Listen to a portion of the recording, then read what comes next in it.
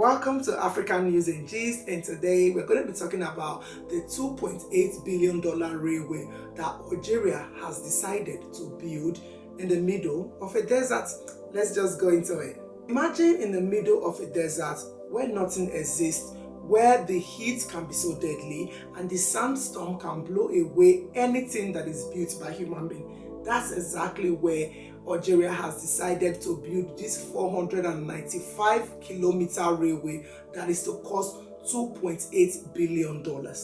How possible is that? Let's find out. Officially, the project is called Infrastructure Development, a normal national plan for the future. But governments do not spend this much money in an empty desert for no reason. And top executives from the African Development Bank do not travel across the world just to support a railway in the sand unless it has importance far beyond Algeria itself. Something much bigger is happening here. This railway is connected to Niger, the Sahel region, Europe's energy problems, Africa's control over its own minerals, and how trade is going to be carried out within the continent for the next 50 years.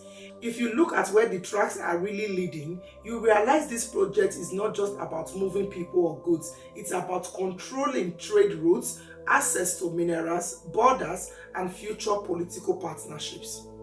So, what is Algeria really building inside this desert? And why are people calling it the most dangerous infrastructure in Africa? Let's find out. To understand this railway, you first need to understand how the Sahara is viewed on trade and transport maps.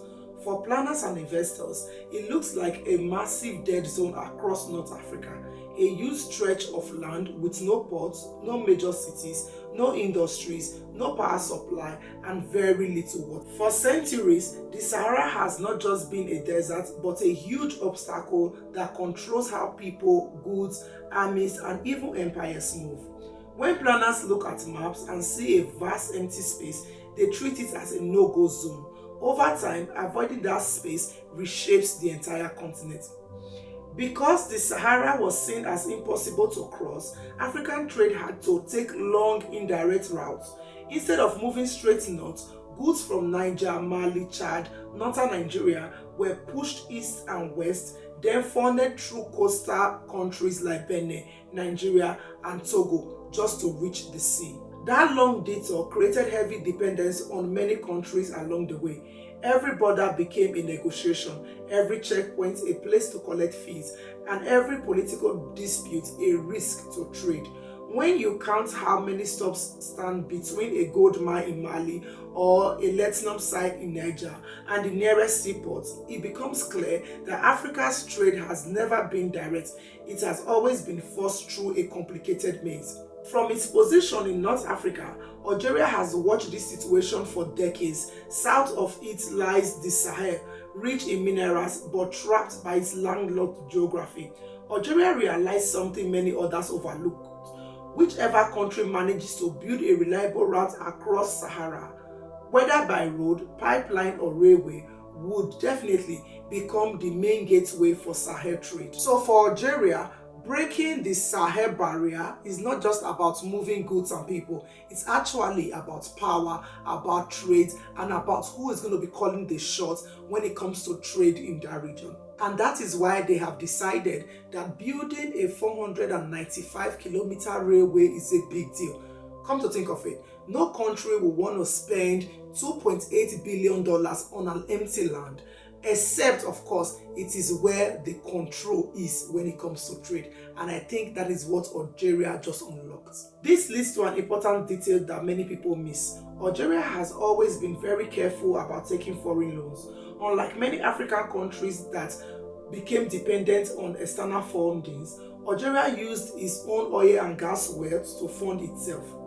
Those energy revenues gave Algeria a rare advantage in Africa, and that is the ability to tell international lenders, get out of here, we don't need your money, and we will accept your conditions. So when the president of African Development Bank visited Algeria in November 2025, and just 2 days later, Algeria announced this project and made it the most important foreign funded project, other investors took note because Algeria has been able to fund themselves with their oil. Moves like that do not happen by accident. They usually mean something big is happening behind the scene, and the timing explains exactly why. Europe is currently looking for alternatives to Russian energy so urgently that it is now willing to explore new gas routes, green hydro pipeline, and large industrial links across the Mediterranean. And at the same time, south of Algeria, the Sahel is turning into a major global battleground for resources. Niger's lithium is becoming critical for electric car batteries. Chad's rare mineral are now seen as strategically important. Mali's mineral wealth, once ignored, is suddenly needed for green technologies. Nigeria, despite its riches, is struggling with internal stability, and this has slowed down the trade for the whole region. So this puts Algeria in a powerful position. To the north is Europe, urgently looking for secure energy and resources supplies. To the south is the Sahel, desperately needing safe and reliable routes to export its mineral. This is not by chance. This is a rare moment where geography, politics, and global demand all line up in Algeria's favor. So when the president of the African Development Bank talked about local value creation and mineral sovereignty, he wasn't just using empty words, he was actually describing a clear strategic plan. For decades, African mineral followed the same unfair cycle. They were mined cheaply, shipped out in raw form, processed in Europe or China, and then sold back to Africa at many times the original price. In that system, Africa lost at every stage. Others controlled the profit, the factories, and the technology.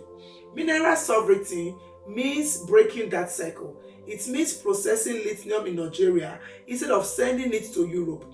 It means refining cobalt in Sahara instead of leaving the profit in places like China.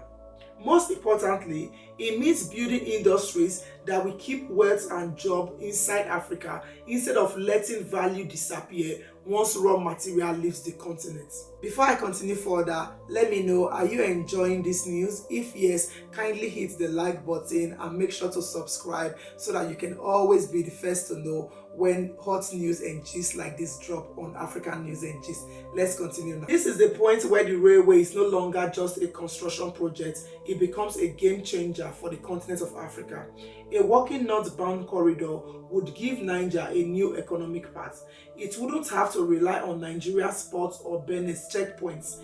Instead, it will connect to Algeria, a country actively building itself into a hub for manufacturing and processing. For Niger, this means it doesn't have to ask neighboring coastal countries for access. For Mali, it means the political problem in Bamako won't automatically ruin export plans.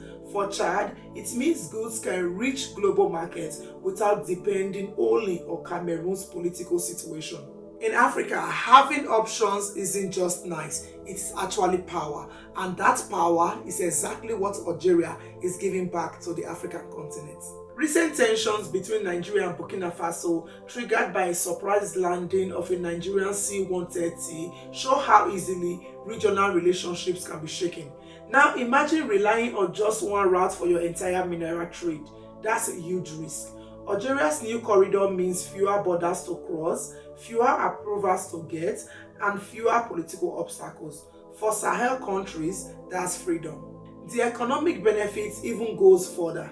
United Nations studies on improving trade corridors across Africa shows that better routes can increase regional trade by double-digit percent. Costs of moving goods drop, delivery is faster, and the industries that weren't possible before can finally grow. And over time, these improvements can create trillions of dollars in economic value. It's not because the railway is going to be generating money itself, but because it's going to open up trades and businesses that were previously locked because of geography. But this huge opportunity also comes with big risk, which is why the railway is called dangerous. On a practical level, it's physically risky. Building steel tracks across the Sahara means fighting against sand, heat, and strong wind, and also unstable ground. But this huge opportunity also comes with big risk, which is why the railway is called dangerous. On a practical level, it is physically risky. Building steel tracks across the Sahara means fighting against sand, heat, heat, strong wind, and unstable ground. Sandstorms can cover whole sections overnight. Extreme heat can bend metals, crack foundations, and ruin electrical parts. Plus, keeping the railway in good condition is a constant challenge in an area with almost no town or support nearby. On another level, the railway is politically risky. Once finished, it could shift alliances, move wealth in new direction, and challenge long-standing systems that have benefited certain global powers for years. Countries like Europe, China, Gulf states, and regional powers like Nigeria all care about how Sahel minerals are transported. A new route could break old monopolies. This mix of opportunities and risks is why Algeria's railway is so important. There are two possible paths. The positive path would see the railway become part of a wider Pan-African network where local companies get major contracts. Sahel farmers can transport their goods more cheaply, and minerals are processed within Africa rather than being shipped out. In this scenario, the railway becomes a sign of Africa taking control of its own economy, a proof that the continent can build, fund, and manage its own key trade routes. To see which way Algeria is leaning, we need to look at the clues in its strategy. The first clue is that Algeria chose the African Development Bank, not Western banks, as its main financial partner. This is important because Western loans usually come with strings attached, like forcing privatization, setting high interest rates, taking ownership stakes, or influencing national policies. But Algeria's partnership with African Development Bank will mean that they will be more focused on connecting the region, local traders, and the communities. But Algeria's partnership with African Development Bank will mean that they will be more focused on connecting with the region and local communities and traders. This alone changes the balance of power. The second clue is Algeria's plan to expand its national railway network to 10,000 kilometers by 2030 and eventually to 15,000 kilometers. A country planning a network this big isn't just building train tracks, it is reshaping the nation. Railways on this scale create new cities, boost industry, change where people live and work, and form the backbone for a new economic growth. The third and possibly most important clue is that Algeria plans to connect this railway to key industries like green hydrogen production, mineral processing plants, and industrial zones along the route. These types of industries usually operate in Europe or Asia. By bringing them to Africa, Algeria isn't just adding economic value, it is gaining power.